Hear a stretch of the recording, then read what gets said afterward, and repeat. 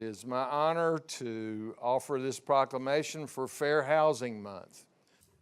Whereas April is the month when we celebrate National Fair Housing Month, in this month we feel grateful for the Fair Housing Act that was passed on April 11th, 1968. And whereas this law was designed to protect Americans from facing discrimination in selling or buying houses, it is also a basic human concept and entitlement for people. These include discrimination in the rental, sale, and financing of houses based on color, race, and even gender. As a community, we have the right to be free of any form of discrimination. In our communities, people belonging to diverse backgrounds should be warmly welcomed as our neighbors. And whereas in the past, people used to show discrimination towards others in terms of housing, some of the most damaging discrimination examples are found in the past, including minority neighborhoods that were located far from quality schools, public transportation, and jobs. And whereas the Fair Housing Act was signed by President Johnson and it was passed after the death of civil rights leader Dr. Martin Luther King Jr., who was in Memphis on April 4th, 1968, to support the sanitation workers' strike when he was shot and killed. As a result of the tragedy, Congress collectively passed the 1968 Fair Housing Act. And whereas Fair Housing Month reminds us that the principle of fair housing is not only state and national law, but a fundamental human concept and entitlement for all people. As a community, we welcome all good neighbors, recognizing the contributions and richness tendered by a wide variety of people from diverse backgrounds, colors, ethnicities, or religious traditions. Now therefore, I, Stephen M. Morris, Mayor, on behalf of the City Council of the City of Concord, do hereby proclaim April 2026 as Fair Housing Month. Great. Thank you for all the work that you do to make this happen. Great.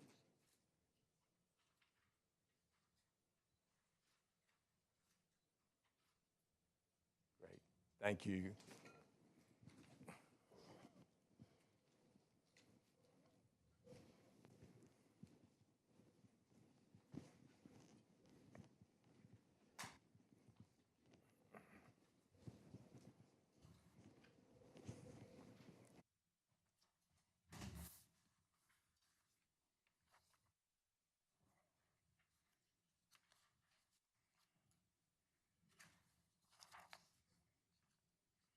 Okay, and I think we move now to public hearings. First is, these will be public hearings that will be held on Thursday night. And so on the first one will be regarding a public hearing to consider adopting an ordinance amending Article 5, subdivision plats, site plans, and construction plans, Article 7, base zoning districts, and Article 10, development and design standards of the Concord Development Ordinance. And I think Kevin Ashley is going to make some comments about that one. Welcome. Good afternoon, members of council. This item is I guess you'd call this a corrective cleanup amendment. It's really pretty simple. Transportation wanted us to take this.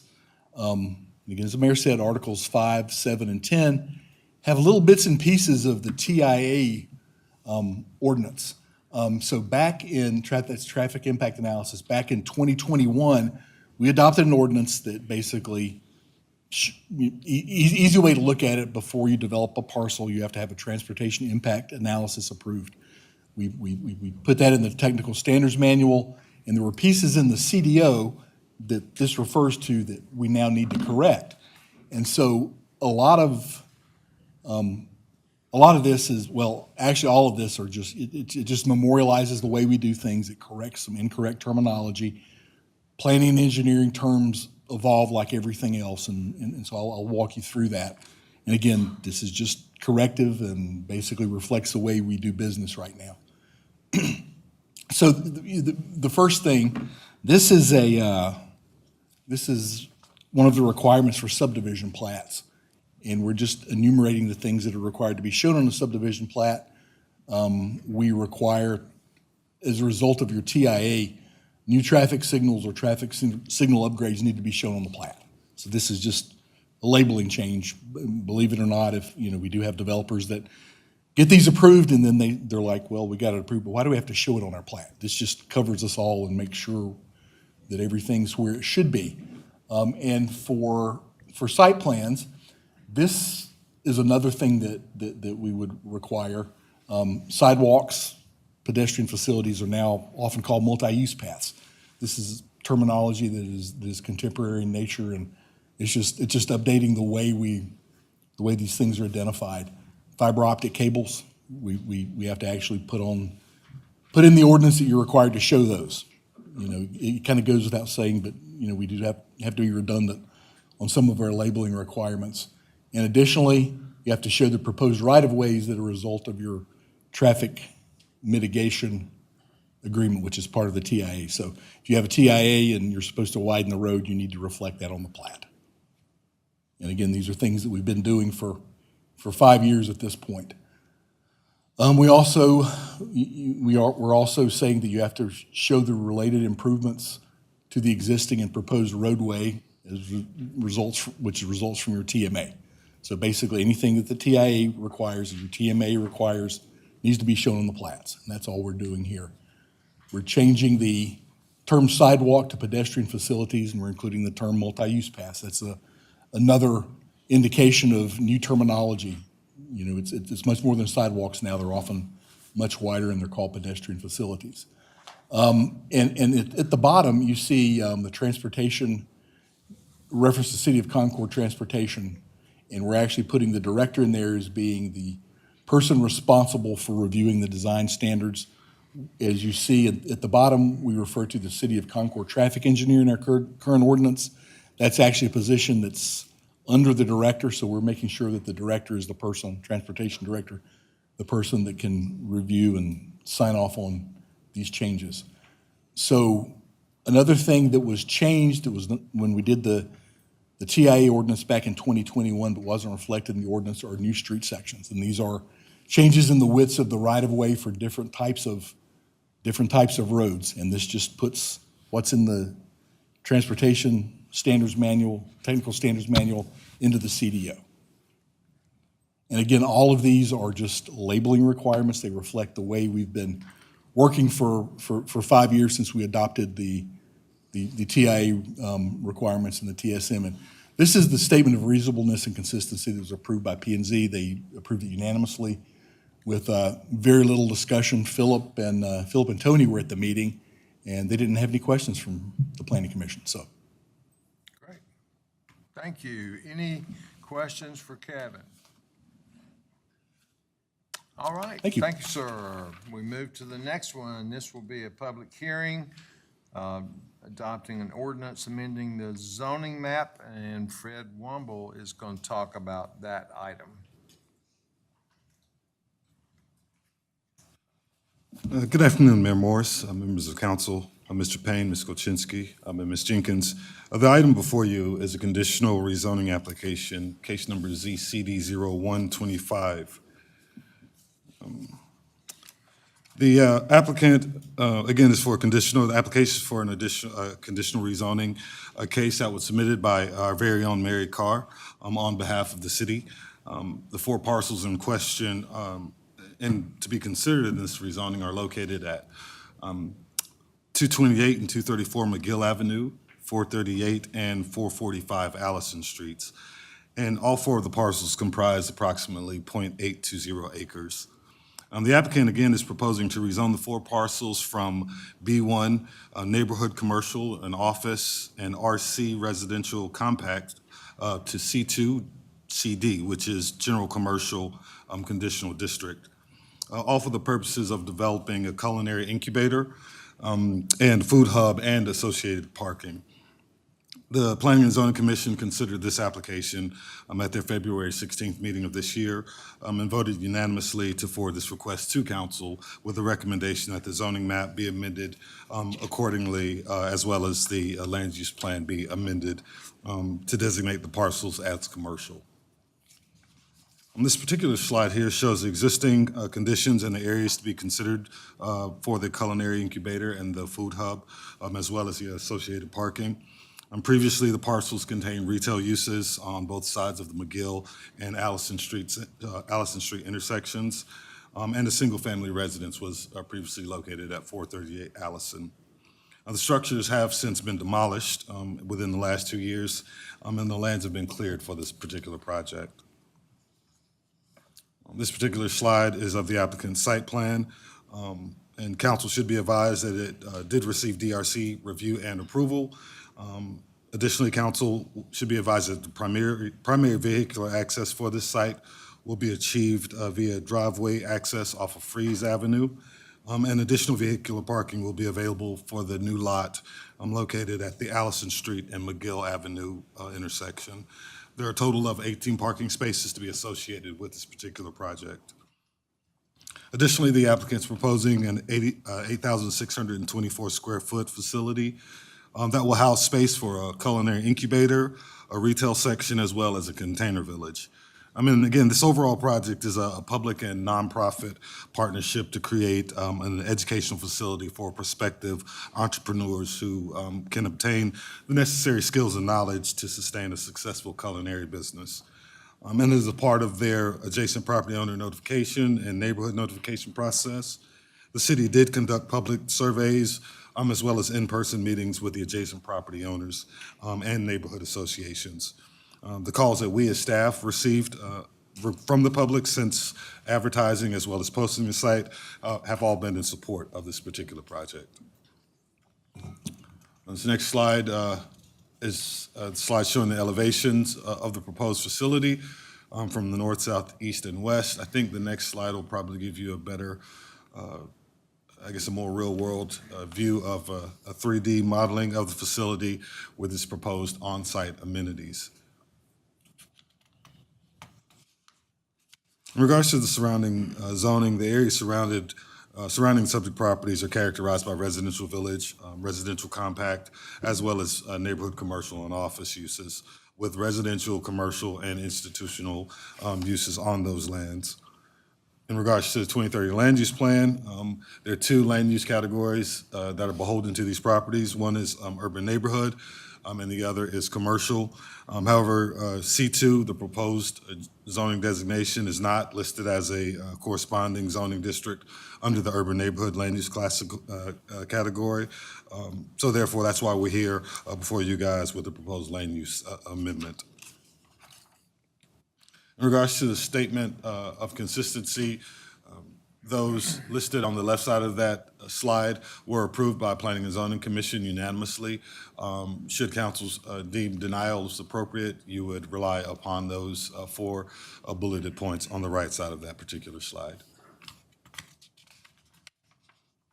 In terms of the suggested conditions, staff recommends that the applicant comply with the McGill Food Incubator rezoning plan, as well as the McGill Food Incubator exterior elevations, along with the food incubator exterior views as submitted. Additionally, technical site plan review and approval is going to be required for all outside local, state, and federal agencies, and any additional or future modifications and additions would need to be approved by Planning and Zoning Commission. In regards to council's next steps, they are to approve or deny the statement of consistency, to approve or deny the zoning map amendment, and to approve or deny the land use amendment. And I'll gladly answer any questions council may have at this time. Mr. Mayor, this is an exciting project that I think we started when Mary was still a teenager. I mean, it was years ago. How close are we to this? Mayor? Well, I don't want to put words in Mary's mouth because I just asked her the same question last week. But right now, we're working with some various funding agencies to try to procure as much funding as we can, perhaps from other nonprofits. We've got some funding from the federal government, and so we're still seeking some funds. We still have a delta there, a difference of funding, and so at some point in time, we'll have to kind of draw the line in the sand and come back to city council and say, hey, we've done all that we can trying to procure funds, and so the balance is X, and we would like for the city to fund that. So we're working on a plan. We just are not ready to kind of lay out the whole financials yet. We're just trying to get the land prepped and ready from a zoning perspective. Any other questions, comments? Okay, then we'll move to the next item, and I think Kevin Ashley will be back with us to talk about a public hearing to consider sign standards. Thank you, Mr. Mayor, members of council, Mr. Payne, Ms. Kolchinsky, Ms. Jenkins.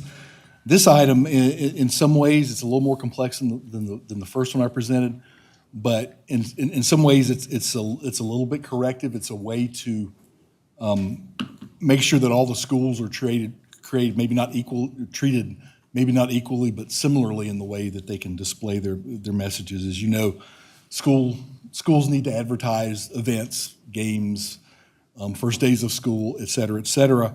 And the most efficient way is a digital message board sign. Back in the old days, you used to have the reader board signs where they would put the individual letters up, which was very, very time consuming. And a lot of jurisdictions now are letting schools do the digital message boards. And we allow those in non-residential districts. And we allow schools to be built in residential districts, but if a school in a residential district is not on a thoroughfare, which is a main heavily traveled road, we don't allow them to have digital signs. And so that's kind of where we're going with this amendment. And the school board asked us to take a look at the CDO and maybe come up with a way, again, to allow all the schools to be treated similarly in terms of being able to display those messages, as they do have a number of schools in residential districts. So it's only one section of the ordinance that's being changed. And when we posed this to Planning Commission, they said, well, maybe in addition to looking at schools that are in residential districts, what about these other uses that could be adjacent to residential districts? Shouldn't we address signs there too? And so they directed us to look at signs that were adjacent to residential districts and for other uses. So the way we've rolled this out, we're basically saying that any digital sign in a non-residential district that's within 100 feet of residential property, that sign would have to go dark from 11 p.m. to 6 a.m. I don't think there are any of these in the city, but this would be something going forward. If someone has a service station, say there's a house behind it, and they want to put up a digital reader board, that sign would have to be turned off at 11 o'clock at night. Couldn't come back on till 6 the next morning. That just, keeps the light away. So we've added 4 schools in residential districts and those within 100 feet of a residential district. We're saying that for primary schools, those signs would have to go dark between 7 p.m. and 6 a.m. For secondary and unified schools, between 10 a.m. and 6 p.m. And knowing that these older kids, the events are going to go a little longer, et cetera, et cetera. And all other schools and civic uses, 8 o'clock to 6 a.m. would be the cutoff time for the signs. There's also a provision in here that says that any sign on a DOT road has to meet the DOT standards for illumination and for message duration. And they have and I think it's 12 or 15 seconds. The message has to stay static for that amount. So you can't have blinking, blinking, blinking. The message has to stay like that. And that would be a requirement. And we discussed at length, other options to, internally and with the folks at the school board to allow digital signage for schools in residential districts. And one of their options, which don't think this is really an attractive option, they could rezone all the schools in the residential districts to OI. that would allow them to have a much larger sign and wouldn't have any type of requirement that the sign be turned off at night. So you could get they could essentially do that and get around, the prohibition of signs in a residential district to allow them to do the digital message boards. So that's kind of where we are. Planning Commission discussed this at length. They were very comfortable with the language.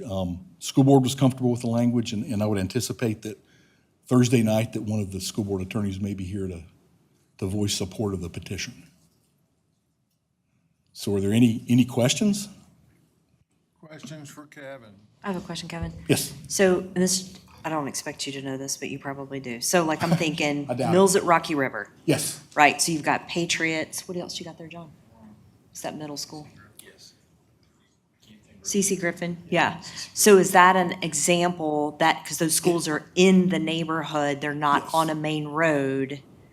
Yes. Because I know Weddington And Road, Elementary, what is that one? Weddington Hills. Yes, that's- It already has that sign. That's So zoned what- OI, and that would not be Because subject to- of Weddington Road being a heavily traveled road. And So, even if it were residential, it would be permitted. okay, so, But the mills at Rocky River, that may be zoned OI, I'm not sure. okay. It may be PUD. I'm just not curious sure off the how top of my head. many schools this actually impacts and Well, where those I locations I went through and I plucked out the ones I could until GIS froze up on me this Okay. afternoon.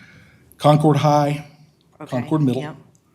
the International School on Poplar Tent Road, the charter school,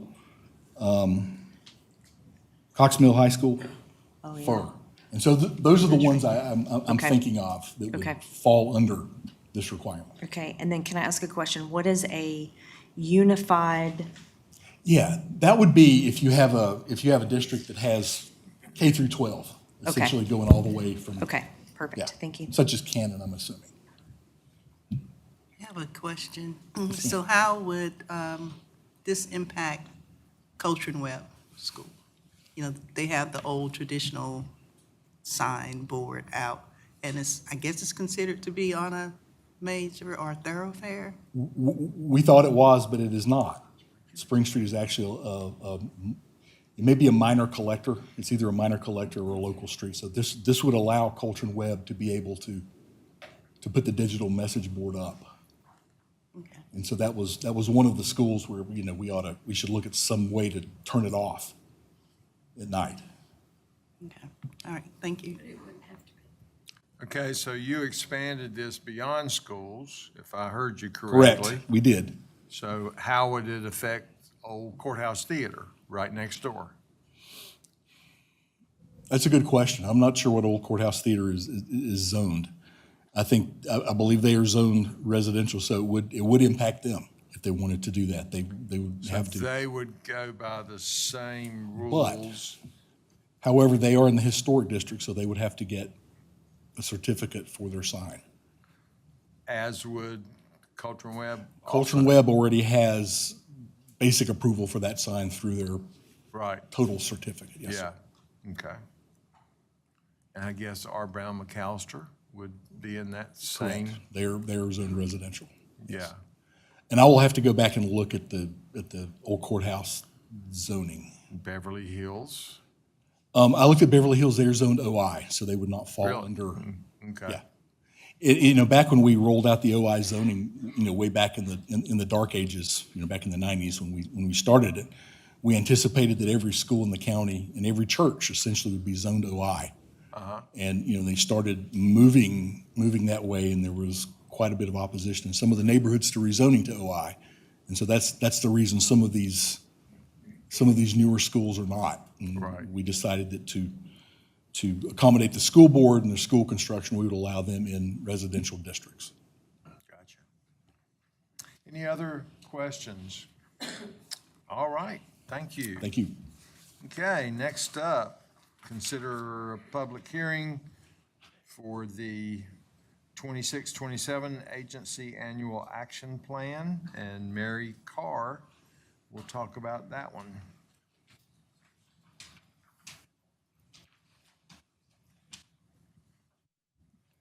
Mayor, members of council, Mr. Payne, Ms. Kolchinsky, yearly HUD does require that the City of Concord submit an annual action plan for public housing, and that is what this request is. The action plan does cover the proposed uses of funds for the upcoming year. There is also a capital fund piece that identifies potential uses for the next 4 years in addition to this current year. The plan was provided to the public through a digital copy online. It was also provided printed copy at the admin center, the tech center, and also at the public library. There was a public input session that was held March the 11th at the technology center, and there was also, the plan was also presented to the resident council at their meeting that afternoon at 4 p.m.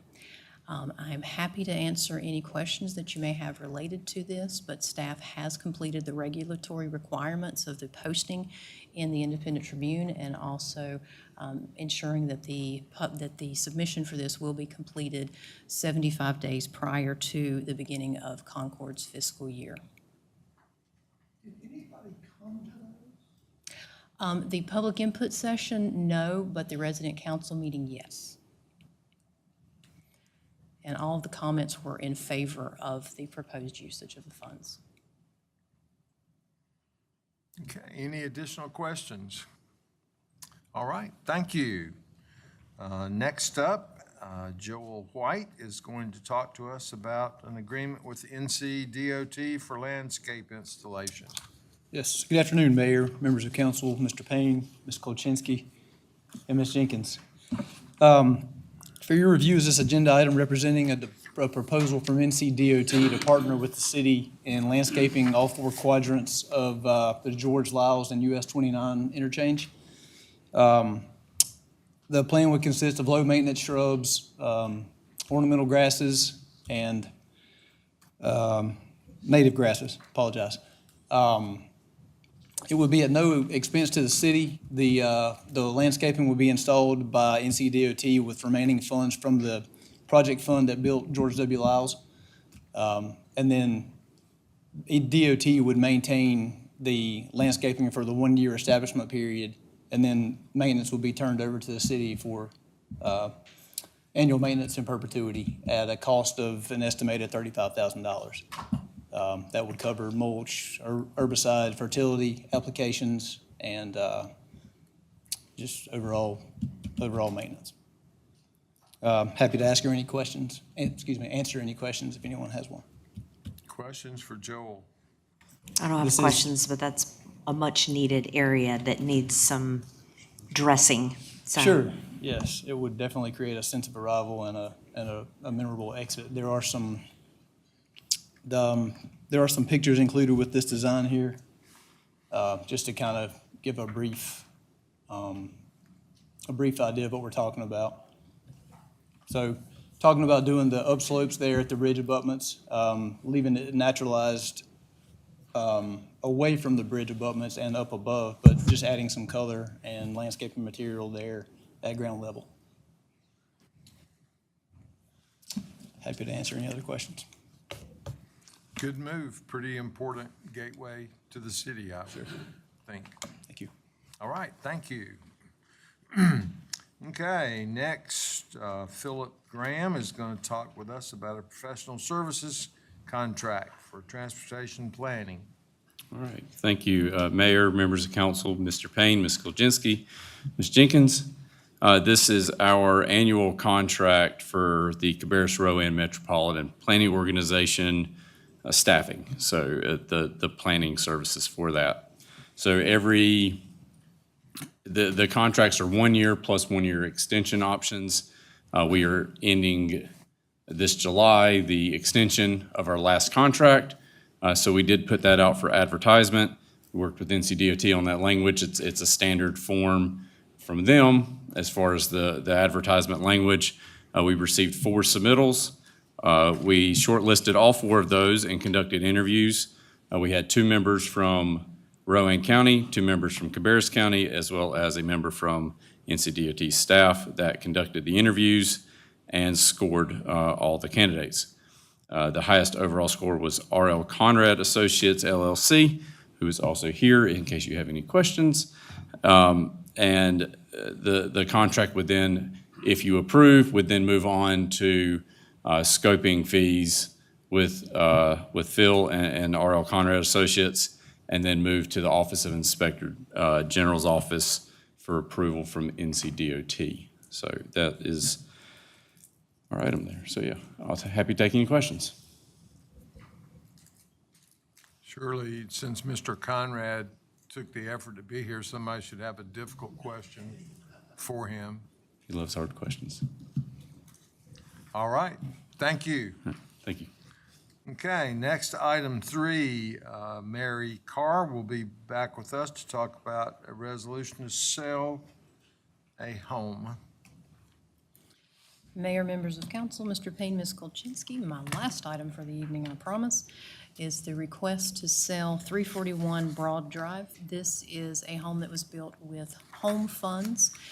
Miss Catherine Juliana Graham has requested to purchase this home. This home was built with the same standards that Concord has built our previous home.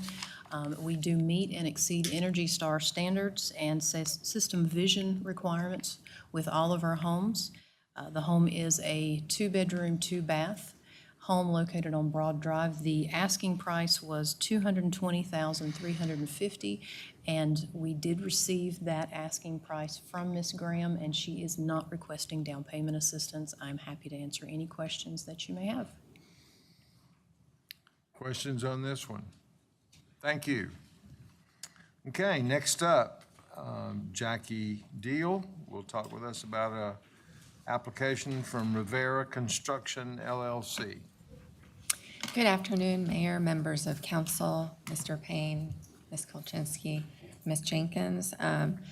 Before you, we have a request from Riviera Construction LLC. They've submitted an application for water and sewer service. This is 1.1 acres, zone county LDR, and it's within Area B, and the owners wish to construct one single-family home. This is the site. Again, this is a zoomed-out version. This is the plat that it shows Bostwood Estates subdivision. So this means we cannot annex this property. And with that, I'll be happy to answer any questions you have. So we cannot, because they're part of a subdivision, we cannot annex. Is that the issue? Does that mean other homes in this subdivision can keep asking for water and sewer? Yes, you cannot annex one single parcel in a subdivision. What if all of them want water and sewer? You don't have to give it to them. So we don't have to do this? No. That was kind of my question as well. The Area B, can you explain why and definition of Area B versus the subdivision? What does that mean? There are some pre-existing subdivisions within Area B. Okay. This one happens to have water and sewer available. A lot of them don't. This particular property has it on the frontage, and the big double line, that's the Wasatch line. Once in a while, we get these where they happen to have access via the Wasatch line. Not many of them have water and sewer available within the subdivision. So by definition, Area B means Wasatch runs right through there. Is that sort of? No. No? No, Area B is an agreement that we have with the county where we typically don't provide services. We amend that periodically. Yes, if services are going to be provided to some parcel within Area B of that agreement with the county, that requires an amendment to that document, but it's done administratively at this point because we've done it this way for so many years. So many, many years ago, the city and the county, there was a lawsuit, and part of the settlement was that the city would not extend utilities into this area. The idea is they wanted to keep this area rural and undeveloped more as rural property rather than having all of these subdivisions. No one can hear you, sir. even though it ended up being a subdivision. Well, this is a pre-existing subdivision. Right. And it's not really a subdivision, like, we think about subdivision as like Afton. These are more no HOA rural subdivisions, right? And so I think that word can be a little bit misleading, especially in that area B, in my opinion. I'm sorry, and Area A is where we absolutely do not work. Area B, we do, but there's a lot more coordination that goes on with Area A, with the county. So the other lots in this subdivision, adjacent lots, already have water and sewer? A lot of them do, and this one appears to be one that hasn't been built upon, probably because of the big easement for Wasack that runs through there. So, potentially you might get a few more, but a lot of these are already built out. Right. Yep. Just to add, if I could, you can tell by the picture there, this is a traditionally planned subdivision. A lot of these you receive just happen to have water because a line was run 20 miles to Midland, right? This is very different. There's water and sewer that serves essentially this entire subdivision, and it was built entirely to serve these properties. You just now have to go through this administrative process to allow them to connect. So just to make that distinction of some of the ones you see are coincidence, this is more of a planned neighborhood situation. Right. Great, thank you. Any other questions or comments? All right, thank you. Okay, now we'll turn it over to Valerie for the next item. Hi, good evening. In 2020, the electric department bought some property in order to build a substation on Reuben Linker Road. That substation has in fact been built and is out there operational right now. It was more property than they actually needed for the substation. And the electric department, Alex was approached by someone from Hendrick with a request for the city to sell that property. They did offer the purchase price of $400,000. It is about 2.7 acres. That shakes out to, my math is not great, but somewhere around $150,000 an acre. So the resolution before you is to authorize the sale of 2.7 acres, more or less, located off of Reuben Linker Road. That is part of the property that the electric department purchased, and the resolution will direct city staff to take all of the appropriate steps, including putting it all through the upset bid process in order to convey this property to Hendrick. Happy to answer any questions if I can. Oh, and I think they want to use it for parking. Yep. Any questions on this item? All right, we move to item 6, and I'll turn it over to City Manager Lloyd Payne. Thank you, Mr. Mayor. So as we talked about last month and per the discussion at the council retreat earlier this year, this was the one document that could not be adopted last month due to the clause at the end of the document, which, and I state, no council rule concerning the conduct of meetings or this document may be adopted, amended, or repealed upon less than 30 days' notice presented at a regular meeting, which I did last month, such notice to be recorded in the minutes of that meeting. And so this document can be actioned by council on Thursday evening. That would be my recommendation to you based on the changes, which again have been discussed by council at the retreat and then since reviewed by council as well. Happy to answer any questions that you may have about your document. Any questions?